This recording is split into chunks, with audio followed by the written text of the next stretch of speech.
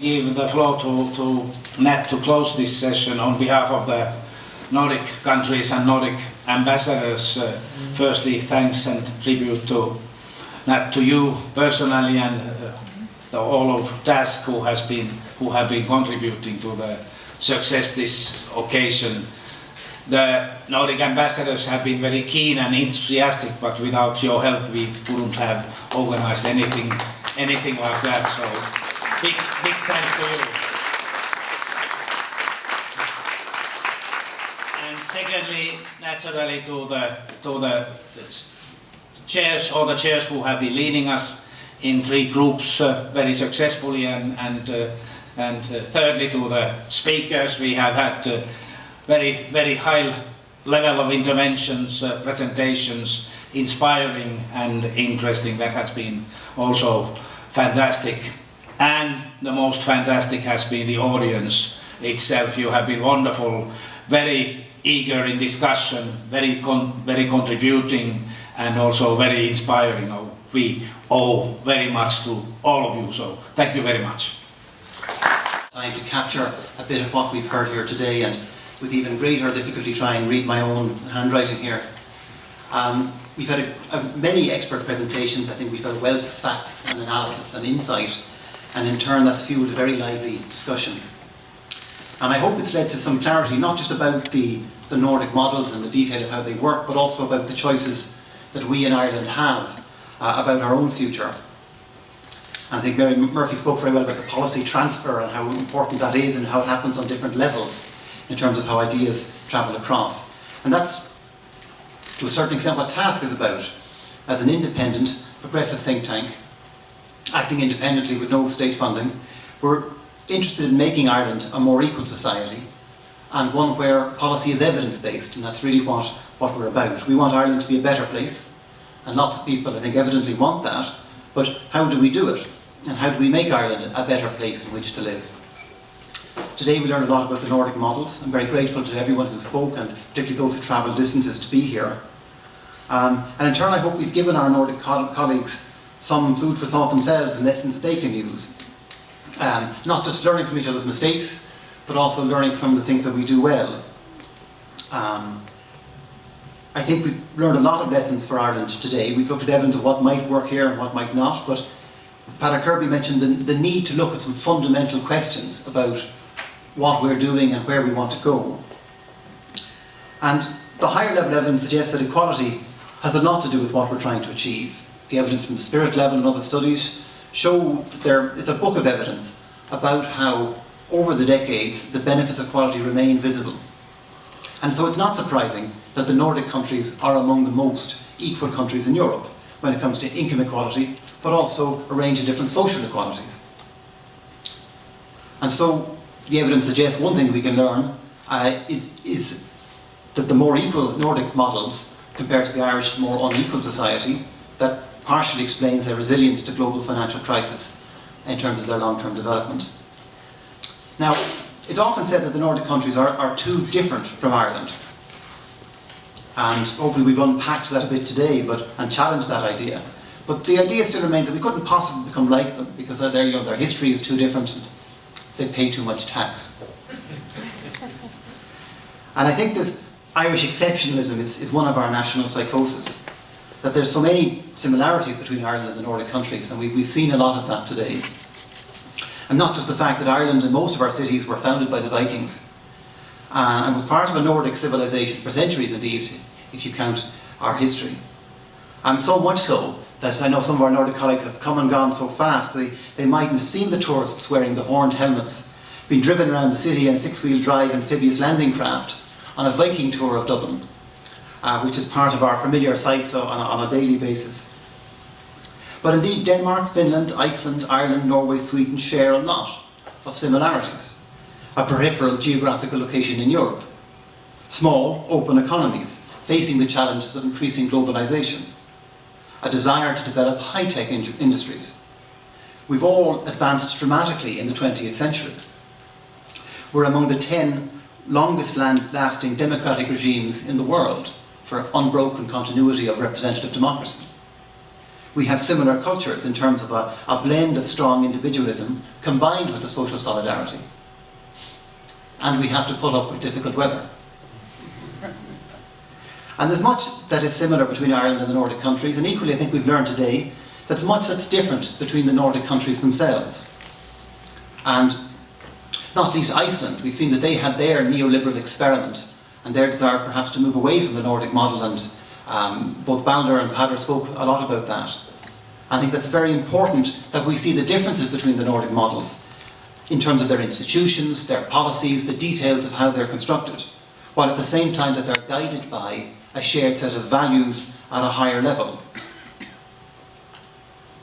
So they have a sufficiently similar model of development that they can learn from one another and work together through the European Union. And of course, Norway and Iceland are included as European Economic members, European Economic Area members close to the EU. But of course, the Nordic Council as well, and we've heard about the cooperation between the Nordic Council, and Niels Post mentioned that. There's no reason why Ireland can't engage more with the Nordic countries. For example, using the EU, as Bertie suggested, as a place to learn and exchange policy knowledge, more than is currently the case. And of course, we could engage with the Nordic Council as well. There are structures there for sharing information about policy and institutions across a specific different topics.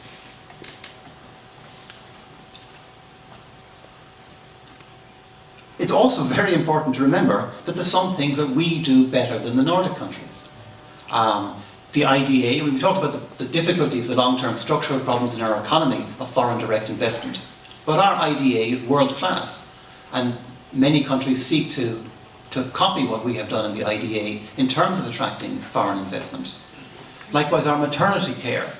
We had the world's first dedicated maternity hospital, and we have consistently among the highest statistics in terms of maternity care and low mortality rates, infant mortality.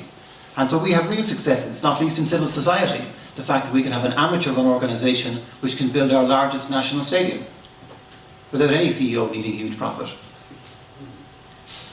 So, but despite all the similarities and all the shared commonality, we do keep coming back to this idea that Irish people don't like paying tax. And this may be the central issue, of course, tax and social insurance. And again, there's different concepts bundled into the one heading. Tom Healy talked about the virtuous circle between education, wages and so on, which is fueled by investment in education and the return that gives to people in their wages, which allows them to pay the higher taxes to fund the system. Robin Wilson talked about the paradox that universalism can be cheaper and sustainable in terms of financial terms. But of course, Nordic people don't actually vote for tax. They're not tax masochists. They vote for services that they want. And they choose to have those services provided collectively in an organised way through the state or state bodies. We seek the same services. We pay for the same services. We just pay for them through privately, through markets. We don't guarantee universality. We do have problems of serious exclusion from some of those basic services as part of our inequality that we have to get over. And of course, you can be better off paying more tax if you're getting the same services cheaper through a state body than you would get them purchasing them privately. We do see, I think, sometimes tax going to a black hole, not least Anglo promissory notes. But that comes back to the issue about a number of speakers mentioned, the levels of trust in the Nordic countries, the trust they have in their institutions, the confidence they have.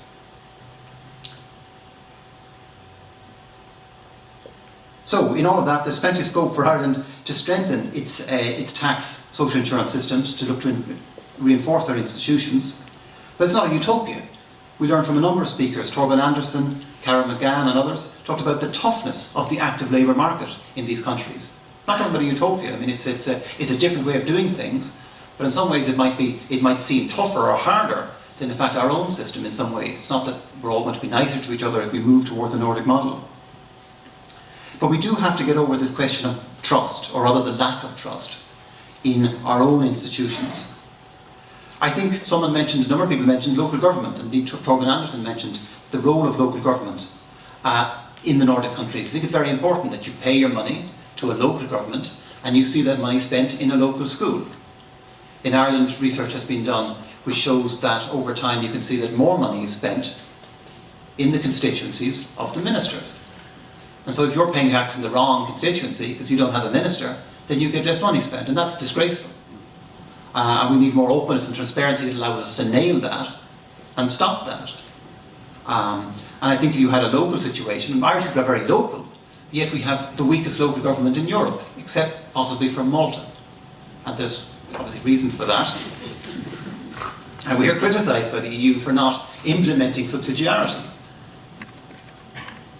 So I think if we had open, good, strong local government, which was transparent, we could raise levels of trust in the delivery of services, which again should be delivered at that local level, not centralised as so much is in Ireland. Another lesson is that of open government.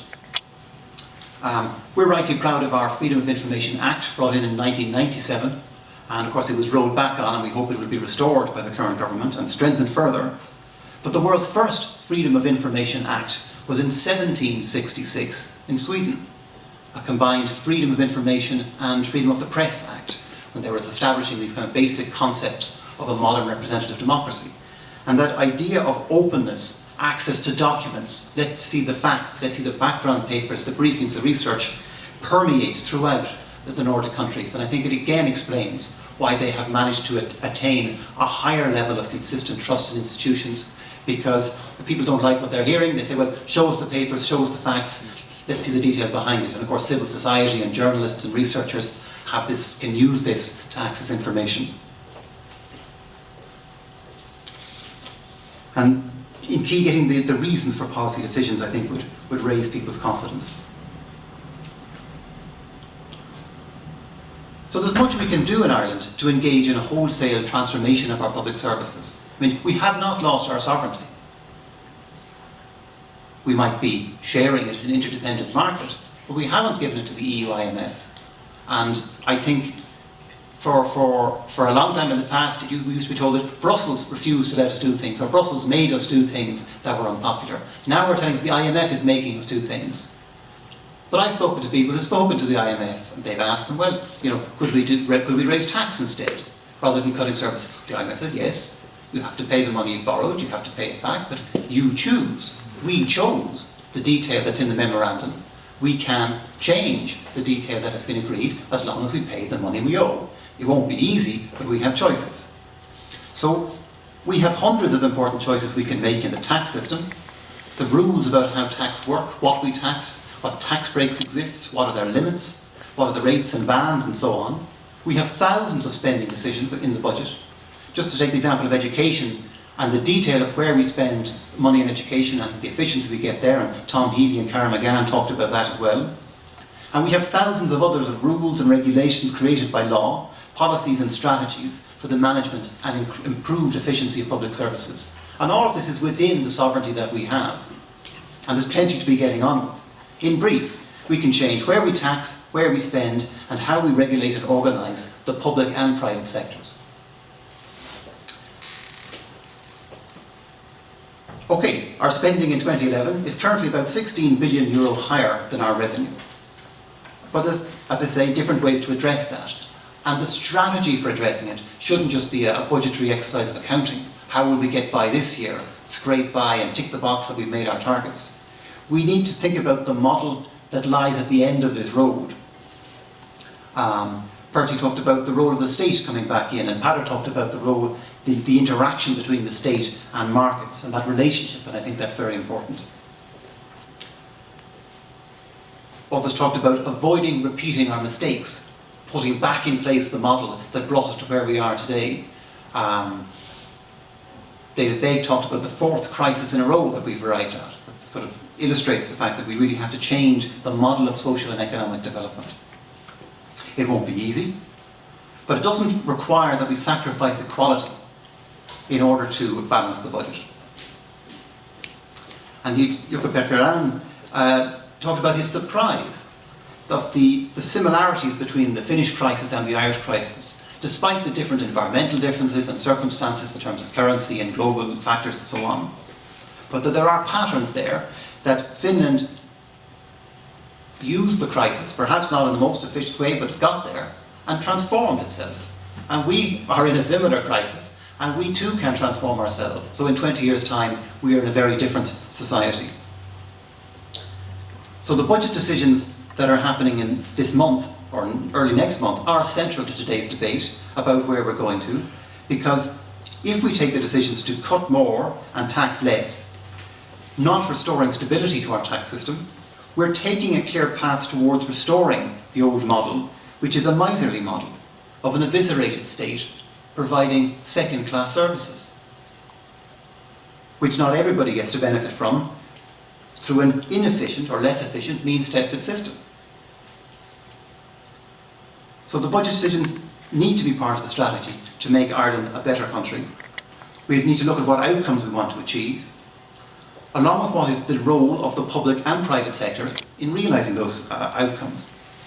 Stein Regard talked about the corporate institutions, and corporatism, or perhaps some restoration of social partnership, may be part of how we work out the balance between the role of the private and public sectors in different markets delivering different services. And I think it's important to consider how we might want that to be. But again, if we don't have a model or vision of Ireland as a flourishing society that we want to move towards, then again the budget is an accounting exercise.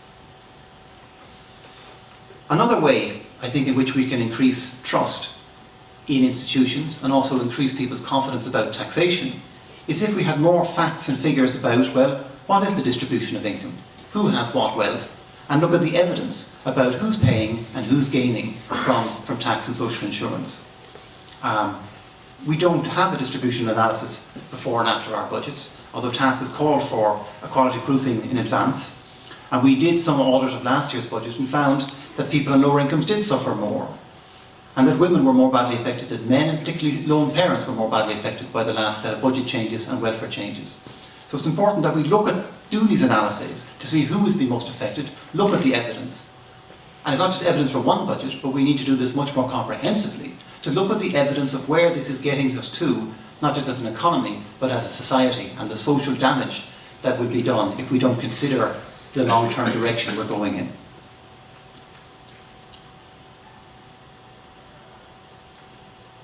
And it's a slow process through incremental institutional change aspects of the education system, change aspects of labour market activation, and so on. Yesterday, the Equality and Rights Alliance had a seminar looking at the idea of putting a positive duty on all public bodies to promote equality, social inclusion and rights. Such duties exist in other countries. And there's an opportunity with the merger of the Equality Authority and Human Rights Commission to seek to strengthen the new united body and to put in place, in that new legislation, a positive duty. Yesterday we learned about Northern Ireland, British experiences, but also Norway. And it's another reminder that equality doesn't just happen. Not everyone in Norway, any more than Ireland or the UK, believes in equality.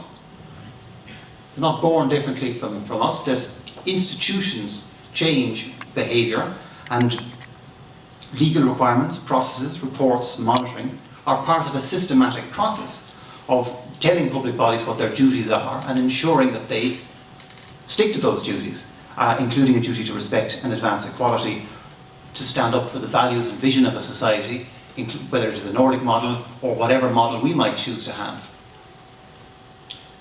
And there's very good practice in Ireland, in Northern Ireland and the UK as well as in Norway, in terms of a positive public sector duty. So there's learning that we can gain from that as well.